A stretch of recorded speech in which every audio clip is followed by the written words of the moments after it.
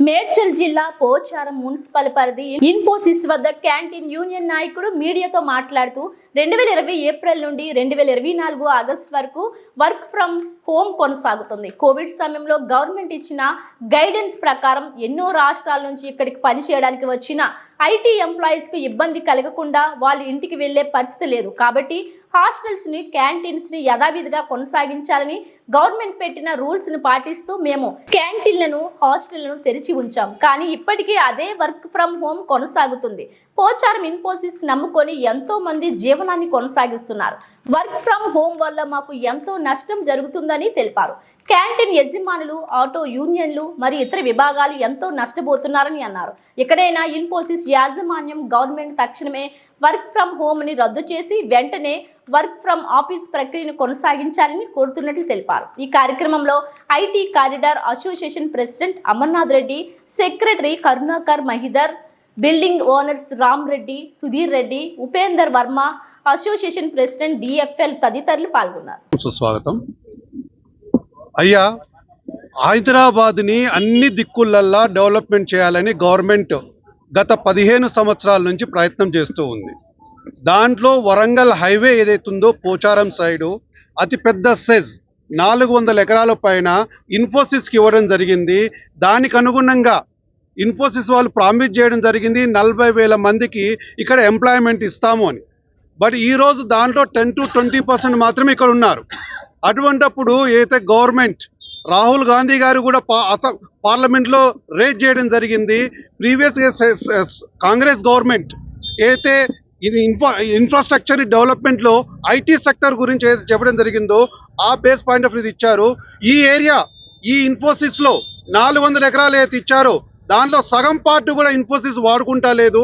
ఒకవేళ ఇదే విధంగా ఉంటే కతిమ్మ పార్ట్ వేరే కంపెనీస్ కూడా ఇస్తూ ఈ ఏరియా ఏదైతే వరంగల్ హన్మకొండ ఏరియా ఏదైతే ఉంటుందో ఈ ఏరియా డెవలప్మెంట్ కోసం గవర్నమెంట్ ప్రయత్నం చేస్తూ ఈ ఏరియా ముందుకు తీసుకెళ్లాలని చెప్పేసి మీ అందరం కోరుకుంటున్నాము. గవర్నమెంట్ యొక్క హామీలకు అనుగుణంగా మేము ఇక్కడ బిల్డింగ్స్ కట్టాము వాళ్ళకి అకామిడేషన్ కోసము. బట్ ఈరోజు ఆ ఇన్ఫోసిస్ కంపెనీ ఏదైతే వాళ్ళ యొక్క కమిట్మెంట్స్ని పూర్తి చేయకపోవడం వలన మాకు బ్యాంకు లోన్లు కట్టుకోలేకపోతున్నాము. అండ్ దీని మీద డిపెండింగ్ అయినటువంటి దగ్గర ఒక 20 నుంచి 25 సెక్టర్కి సంబంధించినటువంటి వ్యక్తులు ఈరోజు సఫర్ అవుతున్నారు. మేము మీ మీడియా ద్వారా అందరినీ రిక్వెస్ట్ చేస్తున్నాము ఈ విన్నపం. సో ఇక్కడ ఉన్న ఎమ్మెల్యే గారు కావచ్చు, ఎంపీ గారు కావచ్చు, ఐటీ మినిస్టర్ కావచ్చు, అందరికీ మేము విన్నవించుకుంటున్నాము. సో ఇన్ఫోసిస్ తోటి మాట్లాడి ఏదైతే కర్ణాటకలో హూబ్లీలో కాక ఏదైతే జరిగిందో సో ఇన్ఫోసిస్ కంపెనీ అక్కడైతే యాక్టివేట్ అయిందో ఇక్కడ కూడా అదేవిధంగా యాక్టివేట్ అవుతూ 40,000 మందికి ఎంప్లాయ్మెంట్ ఈ డిసెంబర్ లోపల కల్పిస్తూ పోచారం డెవలప్ చేయాల్సిందిగా మేము కోరుకుంటున్నాం, విన్నవించుకుంటున్నాము. Thank you very much sir. నమస్కారం అండి. మొట్టమొదటిగా ఇక్కడికి ఇచ్చిన ఎలక్ట్రానిక్ అండ్ పేపర్ మీడియా కూడా ధన్యవాదాలు. ఈరోజు మేము ఇక్కడ ఇన్ఫోసిస్కి గవర్నమెంట్ ల్యాండ్ కేటాయించింది. ఈ పోచారం ఏరియా మరియు ఇక్కడ హైదరాబాద్ ప్రాంతం డెవలప్మెంట్ కోసం కేటాయించున్నారు. ఈ ఇన్ఫోసిస్ సెజ్ పోచారం దగ్గర మేము దాదాపు ఒక 11 సెక్టార్లు డిపెండెన్సీ ఉందండి. ప్రథమంగా బిల్డింగ్ ఓనర్లు అయితేమి, ఇక్కడ హాస్టల్ నిర్వాహకులు అయితేమి, అలాగే మన auto sectors, transportation sectors, house keeping sectors, ఇలా అనేక సెక్టార్స్ కూడా ఈరోజు ఇండైరెక్ట్గా ఈ ఇన్ఫోసిస్ పోచారం సెజ్ని నమ్ముకొని బతుకుతున్నామండి. కోవిడ్ తర్వాత సెంట్రల్ గవర్నమెంట్, స్టేట్ గవర్నమెంట్ కూడా ఈ కంపెనీలు పూర్తి స్థాయిలో తెరిపించండి, ఎంప్లాయీస్ని మళ్ళీ పిలిపించండి, ఎంప్లాయీస్కి ఏమేమి కావాలో రిక్వైర్మెంట్స్ అంతా ఫుల్ఫిల్ చేయండి, వర్క్ ఫ్రమ్ హోమ్ నుంచి అందరినీ ఆఫీస్కి పిలిపించి చేస్తే అక్కడ ఉన్న ఇండైరెక్ట్గా ఎవరైతే డిపెండెన్సీ ఉన్నారో వాళ్ళందరూ కూడా ప్రయోజనాలు కూడా ఫుల్ఫిల్ అవుతాయి, అన్ని కుటుంబాలు కూడా బాగుపడతారని నేపథ్యంలో కోవిడ్ తర్వాత సెంట్రల్ అండ్ స్టేట్ గవర్నమెంట్ కూడా ఒక అడుగు ముందుకేసి చెప్పడం జరిగిందండి. అందులో భాగంగా ఇండియన్ బేసిస్ కంపెనీస్ ఏమైతే ఉన్నాయో టీసీఎస్ కావచ్చు, విప్రో కావచ్చు, యాక్సెంచర్ కావచ్చు, అలా ఇండియన్ బేసిస్ కంపెనీస్ కూడా ఈరోజు నెమ్మదిగా వర్క్ ఫ్రమ్ హోమ్ నుంచి ఆఫీస్కి పిలవటం, హైబ్రిడ్ మోడల్ నుంచి వీక్లీ మ్యాండేటరీ చేయడం, ఆ వీక్లీ నుంచి మంత్లీ కూడా మినిమం డేస్ రావాలని చెప్పని మ్యాండేటరీ చేయడం జరిగింది. ఇన్ఫోసిస్ కూడా గతంలో అలాగే చేశారండి. మరి ఇప్పుడు ఏమైందో తెలియదు. కానీ ఈరోజు ఇక్కడ ఇన్ఫోసిస్ ఎలా ఉందంటే ఆపరేషన్స్ 10% మాత్రమే ఇక్కడ నడుస్తూ ఉంది. ఎక్కువ వర్చువల్గా మాత్రమే మొగ్గు చూపుతా ఉన్నారండి. ఈ వర్చువల్ యాక్టివిటీస్కి ఇన్ఫోసిస్ కార్యక్రమాలు మొగ్గు చూపుతున్నప్పుడు ఇక్కడ చాలా మంది మేము ఇంపాక్ట్ అవుతా ఉన్నాము.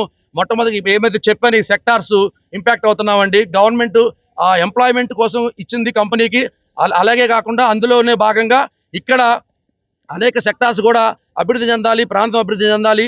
హైదరాబాద్కి వచ్చి అనేక రాష్ట్రాల నుంచి అనేక మంది వచ్చి రకరకాల వృత్తి నిమిత్తం ఇక్కడ జీవనం కొనసాగిస్తారండి. చదువుకున్న వాళ్ళు, చదువుకునే వాళ్ళు కూడా అందరూ ఇక్కడ నమ్ముకొని ఉన్నారు.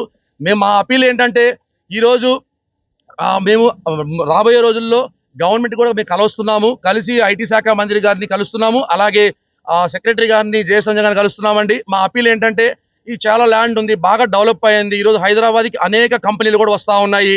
ఈరోజు మొన్న కూడా ఇటీవల కాలంలో గవర్నమెంట్ 31,000 కోట్ల పెట్టుబడులు కూడా తీసుకొని వచ్చింది. దానికి అందరం కూడా మేము గర్విస్తా ఉన్నాము.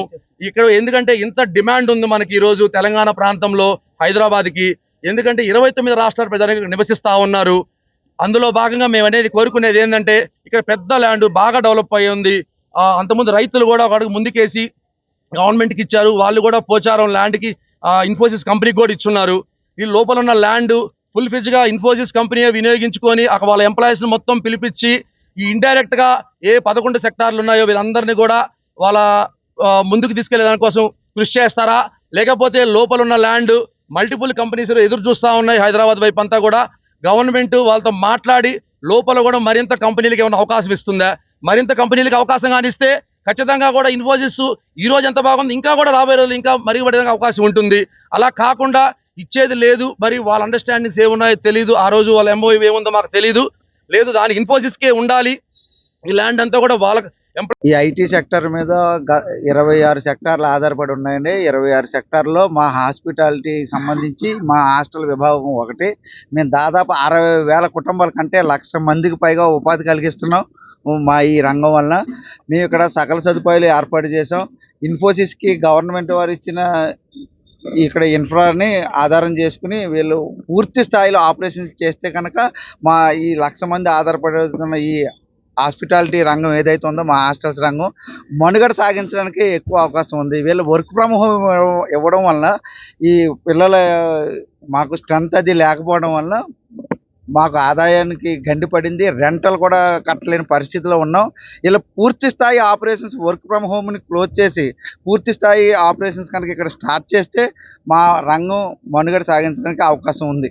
దీనికోసం మేము నిజాయితీగా చాలా కష్టపడి 24 గంటల అహర్నెస్లో కష్టపడి ఈ హాస్పిటాలిటీ రంగంలో ఈ హాస్టల్కి మేము సెక్యూర్డ్గా ఉంటున్నాం. దయచేసి వర్క్ ఫ్రమ్ హోమ్ని క్యాన్సిల్ చేసి పూర్తి స్థాయి ఆపరేషన్స్ ఇక్కడ చేయాల్సిందిగా గవర్నమెంట్ వారికి విన్నవించుకుంటున్నాం.